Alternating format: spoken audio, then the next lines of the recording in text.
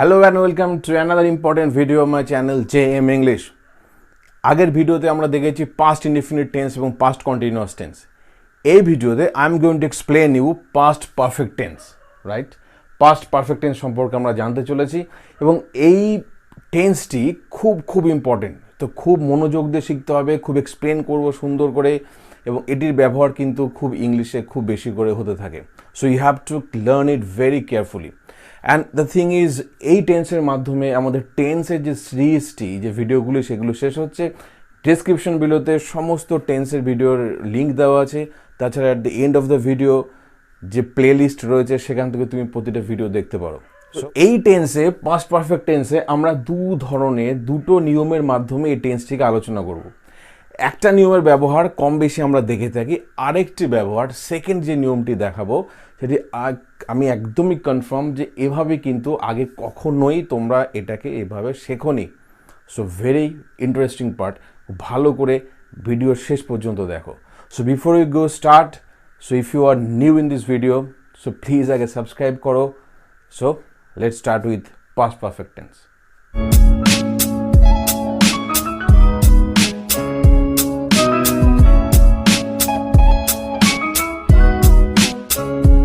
আচ্ছা, এবার ভালো করে দেখে নাও প্রথম নিয়মটি। প্রথম নিয়ম যেটা বলছি সেটা হচ্ছে যে ফার্স্ট রুল নাম্বার 1, সেটা হচ্ছে টু ইনসিডেন্টস, দুটো ঘটনার কথা। আচ্ছা, আগে বিষয়টি বলে দিই যে এক্স্যাক্টলি কী বিষয়। দেখো, পাস্ট পারফেক্ট টেন্সে যেটা হয় যে অতীতকালের আমরা সাধারণত দুটো ঘটনার কথা বলে থাকি, দুটো আলাদা আলাদা ঘটনা বা বিষয়, রাইট? মানে টু ইনসিডেন্টস। এর মধ্যে একটা ঘটনা আগে শেষ হয়ে গেছে এবং আরেকটি ঘটনা তার পরে শেষ হয়েছে, বাট দুটোই কিন্তু অতীতেই হয়েছে, right? So two incidents both in the past form, past time. একটি আগে ঘটনা, তারপরে আরেকটি ঘটনা ঘটেছে। এই দুটো ঘটনাকে আমরা মিলিয়ে ব্যবহার করব পাস্ট পারফেক্ট টেন্সে। আচ্ছা, এবার ইনসিডেন্টগুলোকে আমরা কিভাবে ব্যবহার করে থাকি সেটি ভালো করে দেখো। ধরো রুল নাম্বার 1-এ বলছি যে টু ইনসিডেন্টস, এখানে রয়েছে হচ্ছে ফার্স্ট ইনসিডেন্ট, ঠিক আছে? এখানে থাকলো হচ্ছে সেকেন্ড ইনসিডেন্ট, রাইট? এটা যে ফার্স্ট, এটা যে সেকেন্ড। এবার কিভাবে লিখবো দেখো, যে প্রথম যে ইনসিডেন্টটি ঘটে, প্রথম যে ঘটনাটা অতীতকালে দুটো ঘটনার মধ্যে আগে ঘটেছে, ফার্স্টে ঘটেছে, সেই যে ঘটনাটিকে সেটিকে তোমাকে ইউজ করতে হবে পাস্ট পারফেক্ট টেন্সে। একদম ঠিক, এই ঘটনাটিকে ফার্স্ট ঘটনাটিকে ব্যবহার করতে হবে পাস্ট পারফেক্ট টেন্সের নিয়ম অনুসারে। এই নিয়মটা কি? এই নিয়মটা বলা হচ্ছে সাবজেক্ট ব্যবহার করো, সাবজেক্টের সঙ্গে হ্যাড ব্যবহার করো, হ্যাড, ঠিক আছে? তারপরে ব্যবহার করছি আমরা V3 মানে ভার্বের থার্ড ফর্ম, অর্থাৎ রাইট, রোট, রিটেন, তো থার্ড ফর্ম রিটেন, গো, ওয়েন্ট, গান, থার্ড ফর্ম গান। সো থার্ড ফর্ম আমরা ইউজ করবো, অর্থাৎ পাস্ট পার্টিসিপল ফর্ম ইউজ করবো এখানটায়, এবং তারপর অবশ্যই আমরা হচ্ছে অবজেক্ট ব্যবহার করব। এটা হচ্ছে ফার্স্ট ইনসিডেন্টের যে ঘটনাটি ঘটছে তার যে সেন্টেন্সটি লিখবো সেই সেন্টেন্সটি লেখার পদ্ধতি এটা, রাইট? এবার দেখো, একই সঙ্গে বলেছি সেকেন্ড আর একটা ইনসিডেন্ট ঘটে, এই ইনসিডেন্টের পাশাপাশি এটা ঘটার ঠিক পরে আরেকটি ঘটনা ঘটছে, এই ঘটনাটিকে আমরা অবশ্যই লিখবো পাস্ট ইনডিফিনিট টেন্সে, পাস্ট ইনডিফিনিট। এটা মনে রেখো, এটা কিন্তু পাস্ট পারফেক্ট নয়, অর্থাৎ এই নিয়মটা কিন্তু এখানে ব্যবহার হচ্ছে না, এটা শুধুমাত্র only for the first incident, ঠিক আছে? সেকেন্ড ইনসিডেন্টে আমরা করছি পাস্ট ইনডিফিনিট টেন্স। এইখানে নিয়মটা কি লিখবো? এখানে লিখবো সাবজেক্ট, তারপরে V2 মানে ভার্বের সেকেন্ড ফর্ম, এবং তারপর লিখবো অবজেক্ট, ঠিক আছে? এটা একদম খুব কমন একটি ব্যবহার। First incident past perfect tense, second incident past indefinite tense. এবার দেখো, এই দুটো ঘটনা, এই দুটো ঘটনাকে একটি বিষয় যোগ করছে, অর্থাৎ আমরা বাংলায় যখন বলি তখন এটার আগে আরেকটি, এই যে আগে কথাটি বা পূর্বে এই যে শব্দটি ব্যবহার করছি তার জন্য এখানে প্রিপোজিশন হিসাবে আমি ব্যবহার করব বিফোর। এই যে বিফোর ব্যবহার করলাম প্রিপোজিশন হিসাবে, এইটা অ্যাজ এ লিঙ্কার ব্যবহার হচ্ছে এই দুটো ঘটনাকে একসঙ্গে মেলানোর জন্য, রাইট? তো এটা হচ্ছে ফার্স্ট রুল। আশা করি একদম ক্লিয়ার যে first incident past perfect tense, second incident past indefinite tense. এবার যে ঘটনাগুলিকে আমরা এভাবে বলে থাকি, আমরা ছোট থেকে অনেক কথা মানে অনেক সেন্টেন্স শুনেছি যে এই ঘটনাতে আমরা ব্যবহার করে থাকি। যেমন আমরা মোস্ট কমন যে আমরা সেন্টেন্স শুনি, I think everyone has heard it, যেটা আমরা বলি কি যে ডাক্তার আসার পূর্বে রোগীটি মারা গেছে। সবথেকে কমন সেন্টেন্স আমরা সবাই শুনেছি। তো ওই সেন্টেন্সটি ব্যবহার হচ্ছে পাস্ট পারফেক্ট টেন্সে এই দুটো ঘটনার মাধ্যমে। ঠিক আছে, আরেকটি সেন্টেন্স ধরো বাংলায় যদি বলি যে আমরা স্টেশনে যাবার পূর্বে ট্রেনটি ছেড়ে গেল, এই আরেকটি ঘটনা যেটা এরকম করে ব্যবহার হচ্ছে। আচ্ছা, এবার আমরা যে বাংলা সেন্টেন্সগুলো সেগুলো লিখে দেখি যে কিভাবে এই নিয়মটি ব্যবহার করে আমরা পাস্ট পারফেক্ট টেন্সে সেটিকে ট্রান্সলেট করছি। ঠিক আছে, so let's start with the examples. আচ্ছা, এবার দেখো খুব কমন তিনটে সেন্টেন্স এখানটা দিয়েছি, ব্যবহার করেছি। যে নিয়মটি আমরা একটু আগে দেখলাম তার উপর বেস করে তিনটাকে আমরা ট্রান্সলেট করছি যে কীভাবে করতে হয়। ফার্স্ট সেন্টেন্সটা কি, যে আমরা স্টেশনে পৌঁছাবার পূর্বে ট্রেন চলে গেছে, ডাক্তার আসার পূর্বে রোগীটি মারা গেছে। সেকেন্ড সেন্টেন্স, এটা খুব কমন সেন্টেন্স, সবাই আমরা জানি। নাম্বার 3, আমি ভেবেছিলাম যে তুমি আমাকে ডেকেছিলে। এই হচ্ছে তিনটে সেন্টেন্স। এই টেন্সের মাধ্যমে কিভাবে ট্রান্সলেট করছি ভালো করে দেখো। ফার্স্ট সেন্টেন্সটি আমরা স্টেশনে পৌঁছাবার পূর্বে ট্রেন চলে গেছে। এখানে ঘটনা হচ্ছে দুটো, একটা হচ্ছে কি আমরা স্টেশনে পৌঁছালাম, এইটা একটা ঘটনা। আরেকটি ঘটনা কি ট্রেন চলে গেছে, এটি হচ্ছে আরেকটি ঘটনা। আচ্ছা, এবার ভালো করে দেখো তো যে কোন ঘটনাটা আগে ঘটেছে। আগে ট্রেন চলে গেছে না আমরা আগে স্টেশনে পৌঁছেছিলাম? কোনটা? অবশ্যই আগে ট্রেন চলে গেছে, তাই তো? তাহলে এটা হচ্ছে ফার্স্ট ইনসিডেন্ট। ঠিক, এটা হচ্ছে কি, এটা হচ্ছে সেকেন্ড ইনসিডেন্ট। ক্লিয়ার? এবার এভাবে করতে হবে। ফার্স্ট ইনসিডেন্ট আমি বলেছিলাম কোন টেন্সে করতে হয়? পাস্ট পারফেক্ট টেন্সে ফার্স্ট ইনসিডেন্ট। সেকেন্ড ইনসিডেন্ট যেটা আছে সেটা কিভাবে করতে হয়? পাস্ট ইনডিফিনিট টেন্সে, অর্থাৎ পাস্ট ইনডিফিনিট টেন্সে। ঠিক আছে, এই দুটো ঘটনাকে যোগ করছে কি পূর্বে এই কথাটি, অর্থাৎ পূর্বে বলতে আমরা কি ইউজ করব? Before, as a preposition use করব কি? বিফোর। আচ্ছা, এবার চলো দেখি কিভাবে ট্রান্সলেট করছি। তাহলে কোন ঘটনাটা আগে লিখব? ফার্স্ট ঘটনাটি। পাস্ট পারফেক্ট টেন্সের নিয়মে সেটা বলেছিলাম কি সাবজেক্ট হ্যাড ভার্বের থার্ড ফর্ম। তাহলে এখানে সাবজেক্ট কি? সাবজেক্ট হচ্ছে ট্রেন। তাই লিখতে পারি কি দ্য ট্রেন। ভালো করে দেখো, দ্য ট্রেন কিভাবে তুমি করবে খুব ইজিলি। তারপরে বলেছি কি ব্যবহার করো? হ্যাড ব্যবহার করো। The train had. ঠিক আছে, দ্য ট্রেন হ্যাড। এবার বলেছিলাম কি যে ভার্বের থার্ড ফর্ম ইউজ করতে হবে। থার্ড ফর্ম কি? এখানে চলে যাওয়াকে আমরা ইউজ করব কি? Leave, LEAVE, leave. এই ভার্বটিকে আমরা ইউজ করব। এই ভার্বের থার্ড ফর্ম কি? লেফট। Leave, left. তো থার্ড ফর্ম হচ্ছে লেফট। তাহলে ইউজ করব কি? The train had left. এবার ইউজ করব কি? দুটো ঘটনাকে যোগ করছি আমরা পূর্বে দিয়ে, প্রিপোজিশন লিখে দিলাম। প্রিপোজিশন কি বলেছিলাম? Before. The train had left before. এবার কি হবে? সেকেন্ড যে ঘটনাটি আছে, আমরা স্টেশনে পৌঁছালাম, তাহলে এই ঘটনাটিকে আমরা কি করে বলেছি যে পাস্ট ইনডিফিনিট টেন্স, অর্থাৎ সাবজেক্ট ভার্বের সেকেন্ড ফর্ম অবজেক্ট। সাবজেক্ট কোনটা? আমরা। তাহলে কি লিখবো? Before we. ক্লিয়ার? এবার হচ্ছে পৌঁছানো। ইংরাজি কি? ইংরাজি হচ্ছে রিচ, মানে পৌঁছানো। এর সেকেন্ড ফর্ম ইউজ করতে হবে, ভার্বের সেকেন্ড ফর্ম। রিচ কি? রিচ হচ্ছে রিচড, ইডি যোগ করতে হবে। So the train had late before we reached, REACHED, reached. কোথায়? সেটা হচ্ছে স্টেশনে। Reached the station. এই জায়গাটি ভালো করে দেখো, দ্য স্টেশন।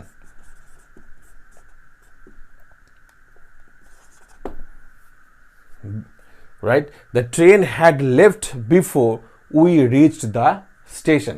এবার মজাটা কোথায়? অনেকেই করে কি, রিচ করে আমরা সাধারণত আমরা কি ইউজ করি? Reach at the station. Right, reached at the station, অথবা ইন দ্য স্টেশন, অথবা টু দ্য স্টেশন, এভাবে আমরা ব্যবহার করে থাকি। আই থিঙ্ক তোমরা সবাই এভাবে ব্যবহার করো, কিন্তু সর্বদা খেয়াল রেখো, রিচ এমন একটি ভার্ব যার সঙ্গে কখনোই প্রিপোজিশন ব্যবহার করা যায় না, যার সঙ্গে প্রিপোজিশন হবে না। রিচ শব্দের পরে কোনো প্রিপোজিশন হয় না, অর্থাৎ টু, ইন, অন, এগুলো অ্যাট কিচ্ছু ব্যবহার হবে না, শুধুমাত্র রিচড দ্য স্টেশন, কোনো প্রিপোজিশন নেই। ঠিক আছে, আরেকটা নতুন মজার নিয়ম শিখতে পারলে রিচের পরে কোনো প্রিপোজিশন হয় না। তাহলে ফাইনালি সেন্টেন্সটি কী হলো, দ্য ট্রেন হ্যাড লেফট, ট্রেনটি চলে গেছে before we reached the station, right? এটা দ্য ফার্স্ট সেন্টেন্স। একই নিয়ম হিসাবে আমরা সেকেন্ড সেন্টেন্স করব। এটা তো আমরা এই সেন্টেন্সটা সম্পর্কে আমরা সবাই জানি, মানে এই সেন্টেন্সটা আমি এর জন্যই দিলাম যেহেতু এটা আমরা সকলেই করেছি ছোটো থেকে, সেন্টেন্সটি এতবার শুনেছি, তাহলে রিলেট করতে আমাদের খুব সুবিধা হবে। আচ্ছা, এখানেও ঠিক একই ঘটনা, একটা হচ্ছে কি ডাক্তার আসলো, আরেকটি রোগীটি মারা গেল। তাহলে কোনটাকে ঘটেছে, আগে ঘটেছে কি রোগীটি মারা গেছে, ঠিক একই রকমভাবে এটা হচ্ছে ফার্স্ট ইনসিডেন্ট, আর তারপরে ডাক্তার এসছে, এটা হচ্ছে সেকেন্ড ইনসিডেন্ট। তুমি যখনই এরকম সেন্টেন্সকে ট্রান্সলেট করছো, যদি প্রথম করে থাকো, এভাবে ফার্স্ট সেকেন্ড করে আলাদা আলাদা করে ভাগ করে নাও, তাহলে তোমার বুঝতে সুবিধা হবে যে কোনটাকে আমি কোন টেন্সে করবো। তাহলে এটা ফার্স্ট সেন্টেন্স বলে এটাকে আমরা ইউজ করবো কি পাস্ট পারফেক্ট টেন্স, পরেরটাকে আমরা ইউজ করবো কি পাস্ট ইনডিফিনিট টেন্স, ঠিক আছে? এবং পূর্বে আছে, এই পূর্বে অংশটাকে যোগ করবো আমরা বিফোর দিয়ে। তাহলে ফার্স্ট লিখি এই ঘটনাটি, রোগীটি মারা গেছে, দ্য পেশেন্ট, রোগী ইংরাজি কি পেশেন্ট, PATIENT। এবার মারা যাওয়া ইংরাজি কি ডাই, DIE ডাই। এর second form third form use করতে হবে আমাকে, সেটা হচ্ছে ডাইড। আচ্ছা, তারপরে কি বলেছিলাম, দ্য পেশেন্টের পরে কি ইউজ করতে হবে, ভার্বের থার্ড ফর্ম, তার আগে হচ্ছে হ্যাড ইউজ করতে হবে, লিখলাম হ্যাড পাস্ট পারফেক্ট টেন্স হিসাবে। এবার ভার্বের থার্ড ফর্ম ডাইড, DIED, ঠিক আছে? দ্য পেশেন্ট হ্যাড ডাইড, তারপর ইউজ করব পূর্বে, পূর্বে হচ্ছে বিফোর, এবং সবশেষে ডাক্তার আসলো, এই অংশটি সেকেন্ড, এখানে কি হবে বিফোর দ্য ডক্টর, এবং আসে ইংরাজি হচ্ছে কাম, এখানে ব্যবহার করতে হবে সেকেন্ড ফর্ম, অর্থাৎ হচ্ছে কেম, ঠিক? তাহলে ফার্স্ট যে ঘটনাটি সেটা হচ্ছে past perfect tense, subject had, ভার্বের থার্ড ফর্ম অবজেক্ট। পরের ঘটনাটি পাস্ট ইনডিফিনিট টেন্স, সাবজেক্ট ভার্বের সেকেন্ড ফর্ম এবং হচ্ছে অবজেক্ট যদি থেকে থাকে। তো এইটা হলো সেকেন্ড সেন্টেন্স। আচ্ছা, এবার দেখো যে লাস্ট সেন্টেন্সটি আছে, এটা একটু আলাদা, একই রকম তবে একটু আলাদা। এখানে পূর্বে বিষয়টি কিন্তু নেই, পূর্বের শব্দটি এখানটা নেই। দেখো বাংলাটা ভালো করে দেখো, বাংলা বলছে কি যে আমি ভেবেছিলাম যে তুমি আমাকে ডেকেছিলে, আমি ভেবেছিলাম যে তুমি আমাকে ডেকেছিলে, এইখানটায় যোগ হচ্ছে যে দিয়ে, অর্থাৎ ক্লজের মতন ইউজ হচ্ছে, যেটাকে আমরা যে ব্যবহার করি কখন কি ব্যবহার, সেটাই কি বলি আমরা দ্যাট ইউজ করি আমরা, ঠিক আছে? তো এইখানটায় দুটো ঘটনাকে যোগ করছে দ্যাট দিয়ে। এবার ভালো করে দেখো, আবার একই রকম, আমি ভেবেছিলাম তুমি আমাকে ডেকেছিলে, তাহলে কোনটাকে ঘটেছে, আগে ঘটেছে এইটা যে তুমি ডেকেছিলে, তারপরে আমি ভেবেছি যে তুমি আদৌ ডেকেছিলে কিনা। তাহলে তুমি আমাকে ডেকেছিলে, এটি ফার্স্ট ইনসিডেন্ট, আমি ভেবেছিলাম এটা সেকেন্ড ইনসিডেন্ট, যোগ করবো আমরা যে দিয়ে দ্যাট। তাহলে ফার্স্ট ইনসিডেন্ট বলে এটা হচ্ছে পাস্ট পারফেক্ট, সাবজেক্ট হ্যাড ভার্বের থার্ড ফর্ম, এটা হচ্ছে সেকেন্ড ইনসিডেন্ট, এটা হচ্ছে পাস্ট ইনডিফিনিট টেন্স, অর্থাৎ সাবজেক্ট ভার্বের সেকেন্ড ফর্ম এবং হচ্ছে অবজেক্ট।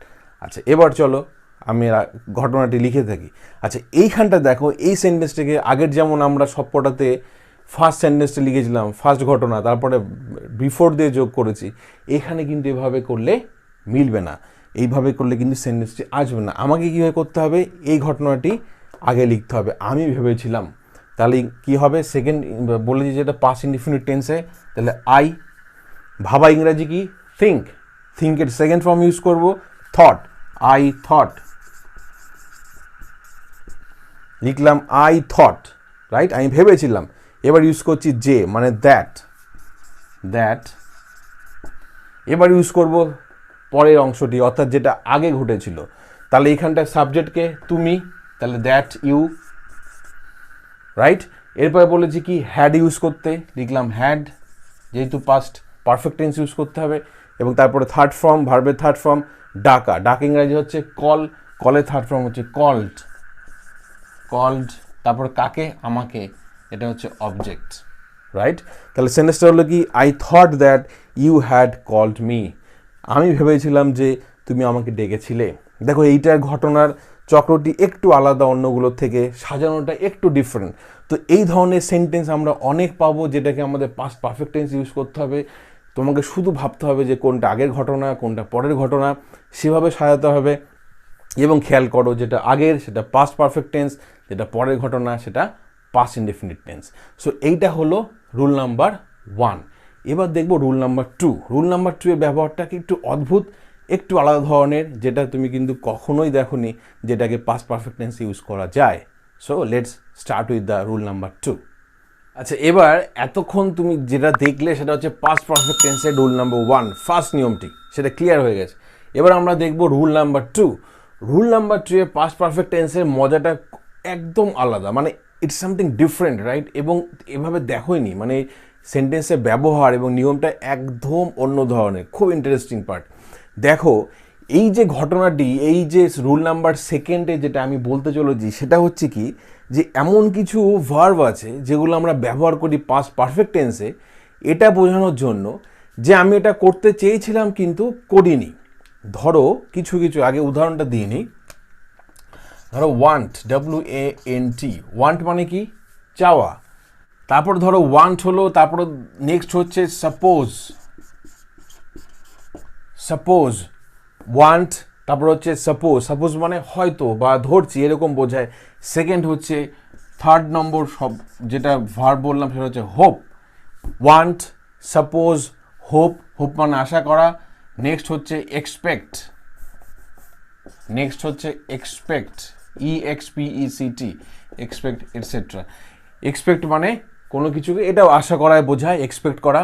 তো এরকম কিছু ভার্ব আছে, খুব মজাদার জিনিস। ওয়ান্ট, সাপোজ, হোপ, এক্সপেক্ট, এই ধরনের ভার্ব দিয়ে আমরা যখন পাস্ট পারফেক্ট টেন্সের নিয়মে ব্যবহার করছি, অর্থাৎ সাবজেক্ট লিখছি, হ্যাড লিখছি, ভার্বের থার্ড ফর্ম লিখছি এবং অবজেক্ট, এই ভার্বগুলোকে যদি আমি এখানে ব্যবহার করি, তাহলে এর অর্থটি দাঁড়ায় যে আমি এটি করতে চলেছিলাম কিন্তু করিনি।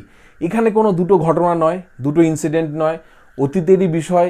কিন্তু যদি আমি বলি ওয়ান্ট, মানে ওয়ান্ট দিয়ে বলেছিলাম, চেয়েছিলাম কিন্তু আমি সেটা পারিনি, করতে চাই পারিনি। সাপোজ বা হোপ, আশা করেছিলাম কিন্তু সেটা করা হয়নি বা পারিনি, সেক্ষেত্রে ব্যবহার হচ্ছে হ্যাড দিয়ে। খুব মজাদার ব্যাপার। একটা এক্সাম্পল সেন্টেন্স দিই তাহলে ক্লিয়ার হয়ে যাবে। ধরো ফার্স্ট এক্সাম্পল সেন্টেন্সে আমি লিখলাম যে হি, সাবজেক্ট, তারপরে হ্যাড, হি হ্যাড, তারপরে ভার্বের থার্ড ফর্ম ধরো ওয়ান্ট দিয়ে ব্যবহার করছি, ওয়ান্ট। তাই আমি লিখলাম হি হ্যাড ওয়ান্টেড, হলো হি হ্যাড ওয়ান্টেড। তারপরে ইউজ করলাম আরটা, টু জয়েন, সেন্টেন্সটিকে শেষ করছি, he had wanted to join the army, right? ধরো এই সেন্টেন্সটি আমি লিখেছি he had wanted to join the army. এখানটায় কোনো দুটো ঘটনা নয়, কিচ্ছু বিষয় নয়, ভালো করে বোঝো যে মানেটা কি দাঁড়াচ্ছে। যখন আমি এরকম কথা বললাম যে সে চেয়েছিল আর্মিতে জয়েন করবে, সেই ক্ষেত্রে এর মানেটি অটোমেটিক দাঁড়িয়ে যায় যে সে চেয়েছিল কিন্তু সে জয়েন করতে পারেনি বা জয়েন করেনি। এই যে পারেনি বা করেনি, সেটা বিষয়টি একদমই উজ্জ্ব রয়েছে, সেটা কিন্তু আমি সেন্টেন্সটা বলিনি, বাট ইট মিনস, এটা অলরেডি মানে করে দিচ্ছে যে সেটা করেনি। অর্থাৎ he had wanted to join the army, এই সেন্টেন্সটার মানে কি হলো, যে সে আর্মিতে জয়েন করতে চেয়েছিল কিন্তু সে করেনি বা পারেনি, রাইট? খুব মজাদার। যখনই তুমি হ্যাড ব্যবহার করে এরকম করলে, তার মানেটা অটোমেটিক একটা নেগেটিভ হয়ে গেল। খুব অসাধারণ জিনিস। এই নিয়মে আর একটা খুব মজার জিনিস আছে, যে এই নিয়মে আমরা ব্যবহার করছি টু, মানে অটোমেটিক মানেটা কমপ্লিট করার জন্য আমরা টু দিয়ে আরেকটু অংশ ব্যবহার করি। তো সেখানে আমি নিয়মে আরেকটু যোগ করতে পারি যে অবজেক্টের এখানটায় তুমি ভার্বের থার্ড ফর্মের পরে ব্যবহার করছো টু, এবং টু যখনই ব্যবহার করছো, টু এর পরে যে ভার্বটা ব্যবহার করো সেটা ভার্বের ফার্স্ট ফর্ম। দেখো টু জয়েন বলেছি, জয়েন ভার্বের ফার্স্ট ফর্ম, তারপরে তুমি অবজেক্ট ব্যবহার করতে পারো। তো এইটা হচ্ছে কমপ্লিট নিয়ম, রাইট? এটা ভালো করে খেয়াল রেখো। তো আমরা দেখি পরের সেন্টেন্সটি আমরা লিখলাম ধরো হোপ দিয়ে, সেকেন্ড হোপ দিয়ে লিখলাম। হোপ দিয়ে আমি কি লিখতে পারি, একটি সেন্টেন্স ধরো লিখি যে তারপরে আই হ্যাড হোপড, ভার্বের থার্ড ফর্ম ইউজ করলাম। এবার টু দিয়ে যোগ করি, I had hopped to attend, একটি ভার্ব ইউজ করলাম attend, I had hoped to attend your birthday party. Right, তাহলে সেন্টেন্সটি কি হলো? I had hope to attend your birthday party. আমি আশা করেছিলাম যে তোমার বার্থডে পার্টিতে আমি অ্যাটেন্ড করব, কিন্তু মানেটা কি দাঁড়াচ্ছে? যে করতে পারিনি বা করা হয়নি। তাহলে এই যে করা হলো না, এই নেগেটিভ ফর্মটা কিন্তু অটোমেটিক এই সেন্টেন্সের মধ্যে রয়েছে। খুব মজার জিনিস, রাইট? এবার থার্ড সেন্টেন্সটি দেখো, আমরা থার্ড সেন্টেন্সটি আর একটা লিখি যে আমি এক্সপেক্ট দিয়ে একটা লিখতে পারি। এক্সপেক্ট দিয়ে আমরা সেন্টেন্স লিখলাম, ধরো লিখি যে দে হ্যাড, তারপর expected, third form expected, they had expected, তারপর টু, তারপরে একটা ভার্ব লিখলাম উইন, জেতা। They had expected to win the match, the football match, right? তাহলে কি হলো? They had expected to win the football match. তারা আশা করেছিল, এক্সপেক্ট করেছিল যে তারা ফুটবল ম্যাচটা জিতবে, কিন্তু জিততে পারেনি। তাহলে দেখো যে এই যে সেন্টেন্সটা পাস্ট পারফেক্ট টেন্সে খুব অসাধারণ একটা বিষয়, যে এইখানটায় তুমি ব্যবহার করছো নেগেটিভে, মানে না বোঝাচ্ছ, কিন্তু না ব্যাপারটা নেই, কিন্তু মানেটি অটোমেটিক দাঁড়াচ্ছে না। এবং সেই ক্ষেত্রে কিন্তু আমি হ্যাড ব্যবহার করে এই যে কিছু ভার্ব আছে, এই ভার্বগুলোকে আমি ব্যবহার করতে পারি। তো এভাবেই পাস্ট পারফেক্ট টেন্সকে তুমি সেন্টেন্সে ব্যবহার করতে পারো। আমাদের ট্রান্সলেশনের সময় অনেক এরকমভাবে ইউজ করি, যেখানে তোমাকে দেখতে হবে দুটো ঘটনা, যেটা অতীতেই ঘটেছে, একটা আগে এবং একটা পরে। এভাবেই তোমাকে ইউজ করতে হবে। নিয়মটি ভালো ভালো করে মনে রেখো, রাইট? সো আমরা শেষ করলাম যে টেন্সের যে সিরিজটি রয়েছে, একদম প্রেজেন্ট থেকে প্রেজেন্ট, পাস্ট এবং ফিউচার, তিনটে আমাদের শেষ হয়ে গেছে। নেক্সট ভিডিওতে আমরা নতুন কিছু জিনিস শিখতে চলেছি। খুব ইন্টারেস্টিং ভিডিও আসছে, অনেক কিছু আমরা এক্সপ্লেন করব ইংলিশের বিষয়ে, যাতে তোমার ইংলিশ খুব ইমপ্রুভ করে। যে কোনো এক্সামে তুমি বসতে চাও, খুব ইজিলি তুমি করতে পারো। নিজে ইংলিশ বলা, ইংলিশ শেখা, ইংলিশ লেখা, each and everywhere I will try to improve you, right? So please, যেটা করতে হবে তোমাকে সাবস্ক্রাইব করতে হবে চ্যানেলটি, লাইক করতে হবে, ভিডিও শেয়ার করো অন্যদের সঙ্গে, এবং ফলো করতে থাকো প্রতিটি ভিডিওকে, right? So thank you all of you for watching this video. Thank you all.